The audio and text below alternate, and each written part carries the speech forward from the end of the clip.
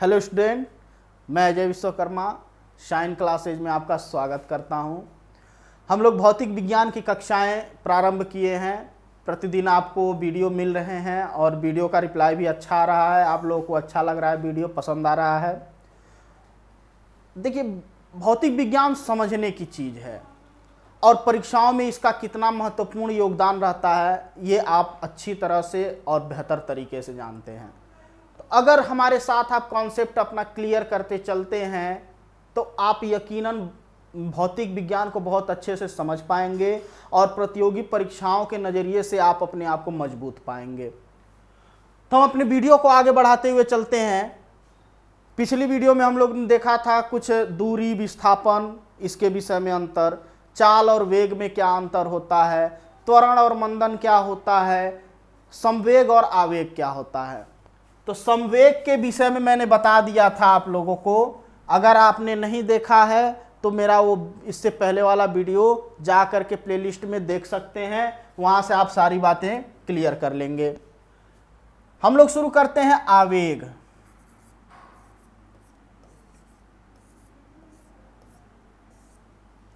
आवेग देखिए होता क्या है, जब किसी वस्तु में बाह्य बल अधिक, कुछ समय के लिए बाह्य बल लगाया जाए। जब किसी वस्तु में कुछ समय के लिए बाह्य बल अधिक मात्रा में लगाया जाता है तो उसी को हम क्या कहते हैं? आवेग कहते हैं। अब इसको सीधे तौर पे आप एग्जाम्पल पे समझ सकते हैं। आपके घर अगर 4 व्हीलर है, ट्रैक्टर है या मारुति है या बुलेरो है, कुछ भी है, अगर उसकी बैटरी डिस्चार्ज हो जाती है, बैटरी खराब हो जाती है, तो गाड़ी को स्टार्ट करने के लिए क्या करना पड़ता है? 4-5 लोग मिल करके खूब झटके से उसको धक्का देते हैं। यानी क्या कर रहे हैं? वो आवेग दे रहे हैं कुछ समय के लिए। वो हमेशा थोड़ी ना धक्का मारते हैं, कुछ समय के लिए, यानी जब तक गाड़ी स्टार्ट न हो जाए तब तक बाह्य बल लगा करके उसको धक्का दिया जाता है और फिर जब गाड़ी स्टार्ट हो जाती है तो उस बल को हटा लिया जाता है। तो जब कुछ समय के लिए वस्तु पर भारी मात्रा में बाह्य बल आरोपित किया जाता है तो उसी को हम क्या कहते हैं? आवेग कहते हैं। आप समझ गए होंगे। तो जो हमारे महत्वपूर्ण बिंदु थे परीक्षा की दृष्टि से, जिसको आप जानते हैं परीक्षा में पूछता है, कभी कभी हमें शब्दों का अर्थ नहीं पता रहता है। जैसे कि अभी हम यही बातें बताएं, आवेग संवेग क्या होता है, बल, चाल और दूरी क्या होता है, विस्थापन क्या होता है। हम रटने को तो रट लेंगे, लेकिन अभी परीक्षा में घुमा फिरा करके लॉजिक तरह से क्वेश्चन पूछ देगा तो फिर वहाँ हम फंस जाते हैं। इसीलिए मैं शब्द, अर्थ और उस सब का व्याख्या और उसका विश्लेषण करते हुए चलते हैं ताकि आपको डाउट जो भी हो क्लियर होते जाए, आपको कोई डाउट ना बचे। तो अपने इस भौतिक विज्ञान की वीडियो के बढ़ते क्रम में हम लोग आरआरबी एनटीपीसी का सबसे फेवरेट टॉपिक लेकर के आएंगे आज, मोशन, गति।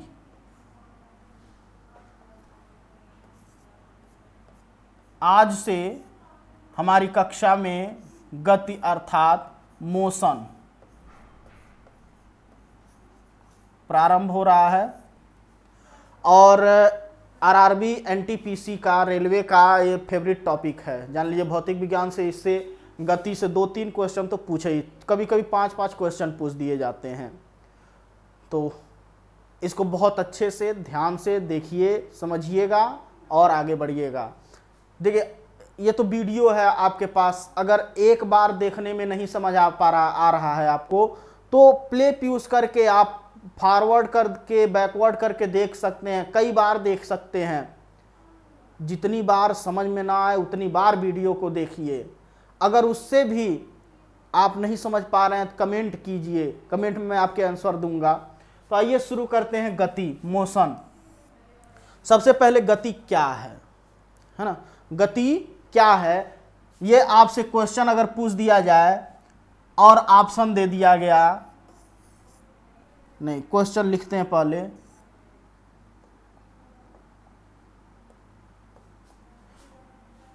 गति वस्तु के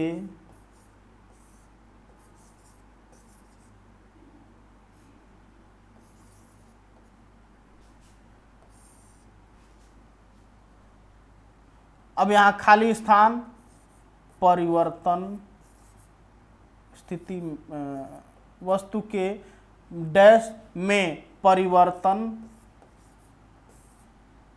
को कहते हैं।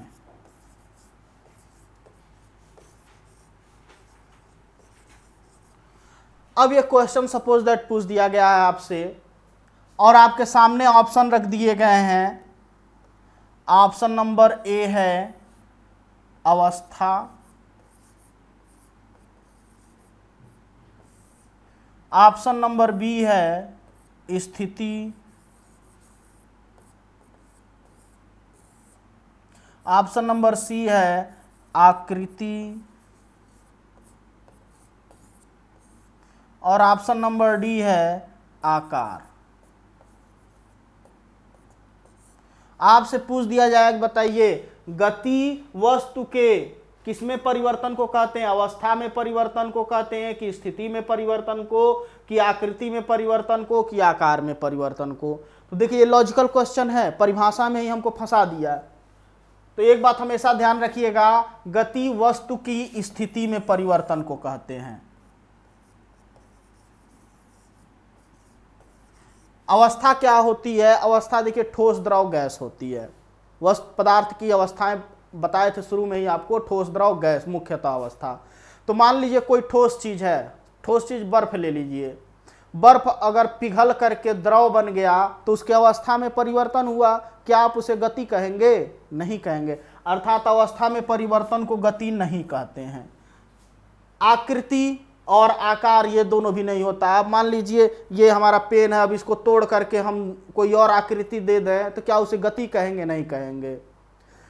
आकार में भी परिवर्तन कर देंगे तो नहीं, लेकिन स्थिति में परिवर्तन कर दिया गया। जैसे कि मैं मान लीजिए इस तरह से स्ट्रेट खड़ा हूं, अब मैं अपने सिर को इधर कर लिया तो मेरे दिशा में परिवर्तन हुआ, मेरी स्थिति में परिवर्तन हुआ, तो क्या हुआ?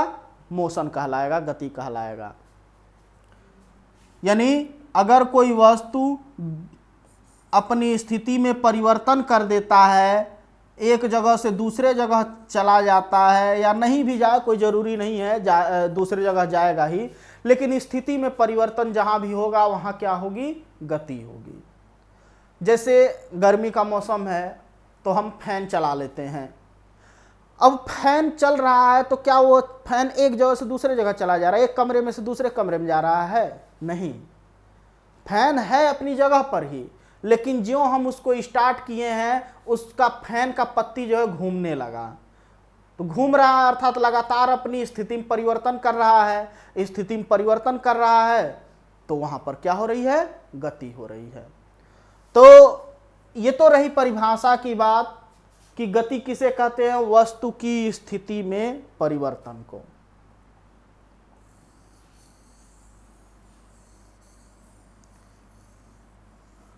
अच्छा, अब एक बात ध्यान रखिएगा कि गति हमेशा, कोई भी चीज गतिमान है कि नहीं है, वो किसी चीज को, किसी बिंदु को मान करके कहते हैं। समझने का प्रयास कीजिएगा। हम सभी लोग पृथ्वी पर हैं, हम सभी लोग पृथ्वी पर हैं, तो हमारे सामने जो बैठा हुआ है, हम भी बैठे हुए हैं, तो क्या हम कहेंगे वो गति कर रहा है? नहीं कहेंगे। लेकिन पृथ्वी तो गति कर रही है ना, तो पृथ्वी गति कर रही है, उस हिसाब से हम भी गति कर रहे हैं। लेकिन हमारे साथ बैठा हुआ इंसान हमें गतिमान नहीं दिखाई देता है। अर्थात हमें क्या लगा कि जब कोई वस्तु एक साथ रहती है, एक समान दिशा में रहती है, तो उसे वहां उस गति को नहीं भांपा जा सकता है। आप गाड़ी में बैठ करके जा रहे हैं, 4 व्हीलर, बारात जा रहे हैं, अपने भाई के शादी में जा रहे हैं, मारुति में बैठे हुए हैं, आप अपने भाई के साथ मारुति में बैठ के बारात जा रहे हैं, तो आप कहेंगे कि आपका भाई गति कर रहा है? नहीं। क्यों?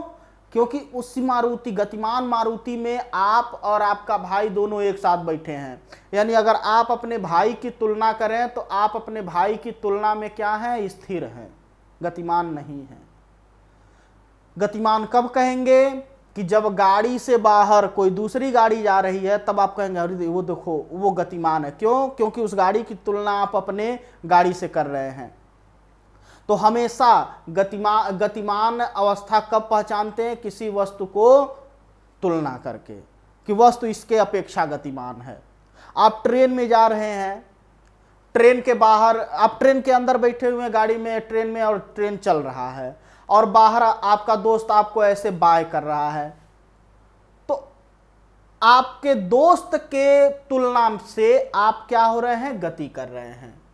आपकी दोस्त की तुलना में आप क्या कर रहे हैं? गति कर रहे हैं। लेकिन आप जिस डिब्बे में बैठे हुए हैं, उस डिब्बे में बैठे इंसानों की तुलना में आप गति नहीं कर रहे हैं। तो आप समझ गए होंगे कि गति क्या होती है और कब गति को किस अवस्था में समझना चाहिए। तो आइए, हमने गति और गति की परिभाषा के बारे में जान लिया। अब आइए समझते हैं गति के प्रकार के बारे में। आखिर गति के प्रकार कितने होते हैं?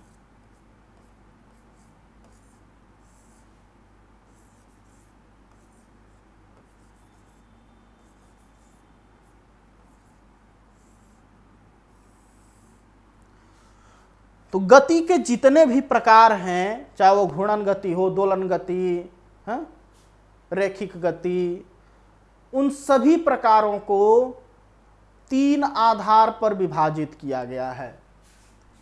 3 आधार पर विभाजित किया गया, और वो आधार कौन कौन से हैं? पहला आधार माना गया है तल का आधार, अर्थात तल के आधार पर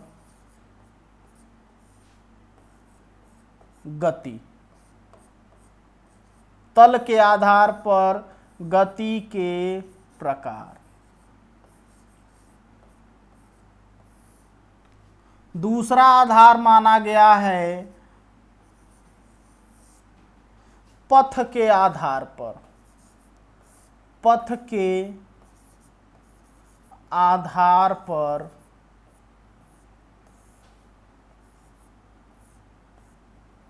गति के प्रकार।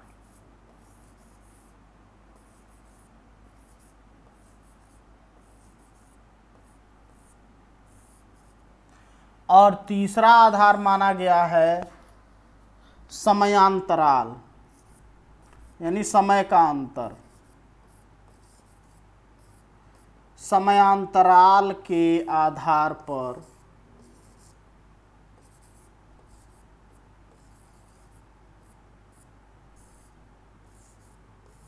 गति के प्रकार। तो समयांतराल के आधार पर गति के प्रकार हमको पढ़ने हैं, तल के आधार पर गति के प्रकार पढ़ने हैं, और पथ के आधार पर गति के प्रकार पढ़ने हैं। तो इन सभी आधारों के प्रकार पढ़ने से पहले ये जान लीजिए कि आखिर है क्या। बात की जाए तल की, तो तल 3 प्रकार का होता है, और उन 3 प्रकार के आधार पर 3 प्रकार की गति होती है।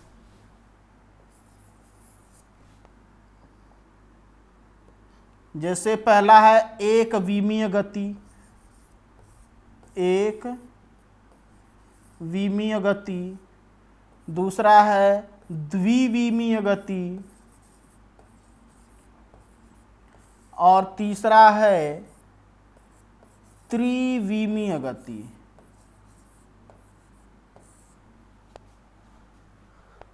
समझे? तल के आधार पर गति के प्रकार हैं आपके एक विमीय, द्विविमीय और त्रिविमीय। इन सबको हम लोग डिस्क्राइब किया जाएगा, किंतु अभी आप बस इतना देखते चलिए। दूसरा हम लेते हैं पथ के आधार पे। तो पथ के आधार पे गति 2 प्रकार की होती है, एक रैखिक गति, और दूसरा होता है कोणीय गति।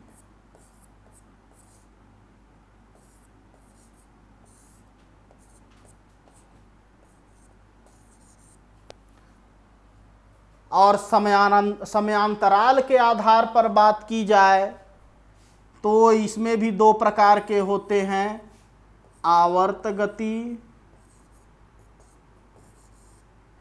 और अनावर्त गति।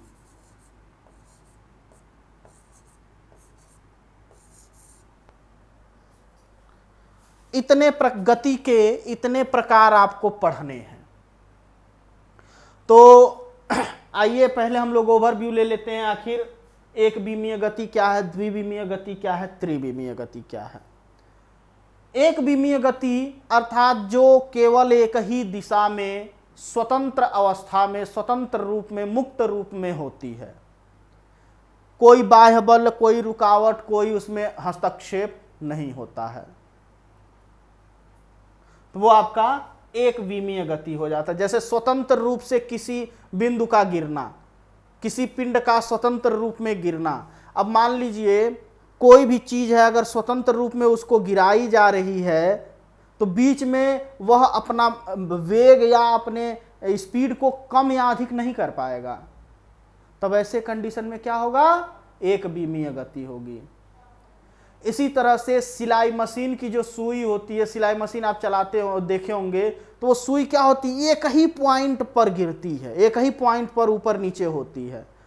अब क्या आप गिरने और उठने के मतलब बीच में कोई अवरोध उत्पन्न कर सकते हैं? नहीं, जब तक आप उसको रोकेंगे नहीं, बंद नहीं करेंगे। इसी तरह से गाड़ी का पिस्टन होता है, गाड़ी का पिस्टन भी अपने उसमें एक ही पॉइंट पर ऊपर नीचे होता है। तो इस तरह की गतियां क्या होती हैं, एक विमीय गति होती है। द्विविमीय गति, द्विविमीय गति ऐसी गति होती है जो धरातल टेढ़ी मेढ़ी होगी, क्योंकि सीधी होगी तो एक विमीय हो जाएगी, और टेढ़ी मेढ़ी जो गति होगी वो आपकी द्विविमीय होगी। यानी जहां भी दिशा बदला, अब चींटी हो गई, सांप हो गया, कीड़े मकोड़े हो गए, इन सब की गति की बात की जाए तो कैसी गति होगी, द्विविमीय गति होगी।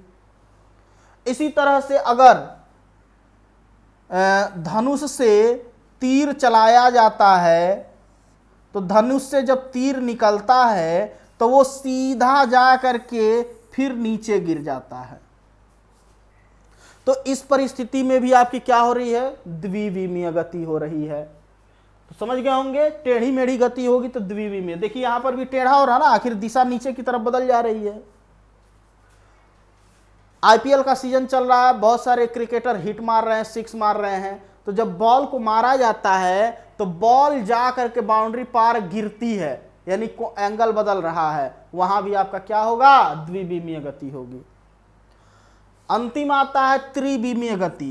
त्रिविमीय गति जैसे जो चिड़ियाएं उड़ती हैं ना, चिड़ियाएं आकाश में उड़ती हैं और आकाश में चाहे तो अपने आप के अपने गति को रोक सकती हैं, अपनी गति में परिवर्तन कर सकती हैं, अपनी दिशा में परिवर्तन कर सकती हैं। किंतु द्विविमीय गति में वह अपनी गति और अपनी दिशा में जानबूझ के परिवर्तन नहीं कर सकता है। यानी मान लीजिए बैट से गेंद को मार दिया गया है, तो गेंद ऐसा थोड़ी ना कि कैच अगर आ रहा है तो हाथ देख करके बॉल दूसरी तरफ चला जाएगा, नहीं।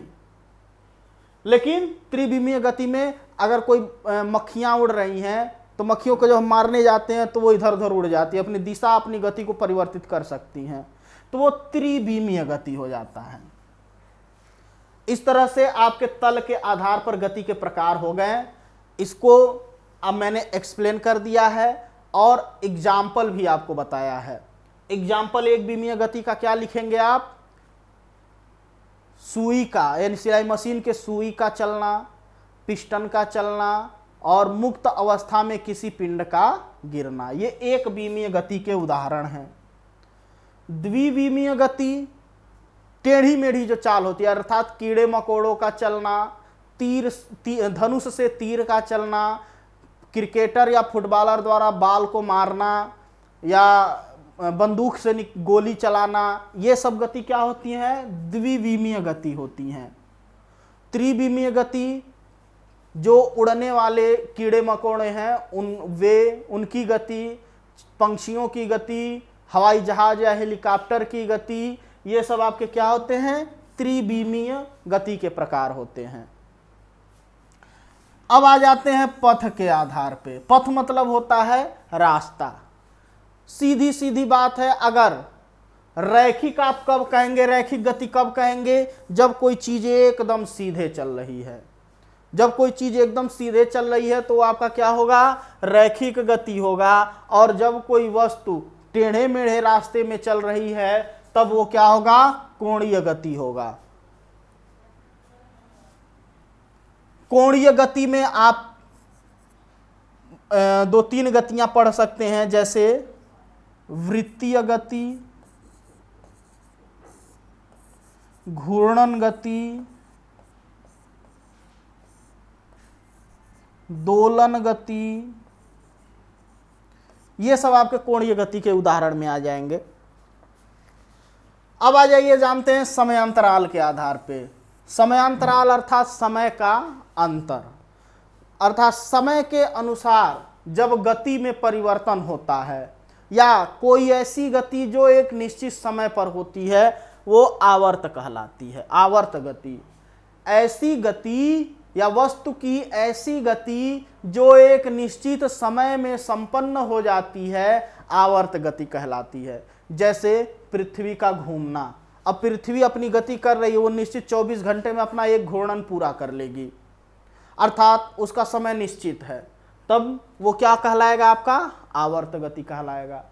आप स्कूल में पढ़ने जाते हैं तो स्कूल में हर टाइम से आपका घंटी बजने लगता है, सब्जेक्ट का चेंज होता है, मैथ आ गया, फिर निश्चित समय के बाद साइंस की घंटी लग जाएगी, तो वो भी आपका जो है वो गति तो नहीं है लेकिन एक निश्चित समय पर हो रहा है।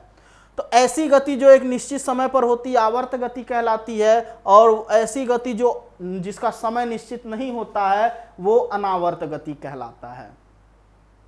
तो इस तरह से आपके जो मुख्यतः गति और गति के प्रकार हैं इसके बारे में आप एक्सप्लेनेशन कर दिया गया है, एग्जाम्पल भी मैंने बता दिया है। बढ़िया से नोट बनाइए और उसको तैयारी कीजिए। आप चाहें तो स्क्रीनशॉट ले सकते हैं, इसको यही आपको हेडिंग बनेंगे और यही आप तैयार करेंगे।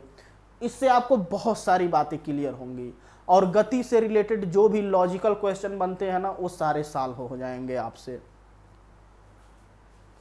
गति क्या है, गति को पहचानेंगे कैसे, किसी भी गति का प्रकार कौन सा है। अब जैसे आपसे पूछ दिया गया कि चंद्रमा पृथ्वी का परिक्रमा करता है, तो चंद्रमा द्वारा पृथ्वी का किया गया परिक्रमा या चंद्रमा द्वारा की गई गति समयांतराल के आधार पे कैसी गति है। तो समयांतराल के आधार पे चंद्रमा की गति कैसी होगी, आवर्त गति हो, क्योंकि वो भी निश्चित समय में सूर्य पृथ्वी की परिक्रमा पूरी कर लेता है। तो जैसा क्वेश्चन रहेगा अगर आप ये जानते रहेंगे तो गति से रिलेटेड जैसा प्रकार पूछेगा आप सॉल्व कर लेंगे। तो आज के लिए बस इतना, आप समझ गए होंगे गति क्या है, गति के प्रकार के बारे में, और इसके पहले भी हम लोगों ने बहुत सारे टॉपिक जो है डिस्कस किए हैं। अगर आपको वीडियो अच्छा लगा हो, समझ में आया हो तो लाइक शेयर कमेंट जरूर करें। धन्यवाद।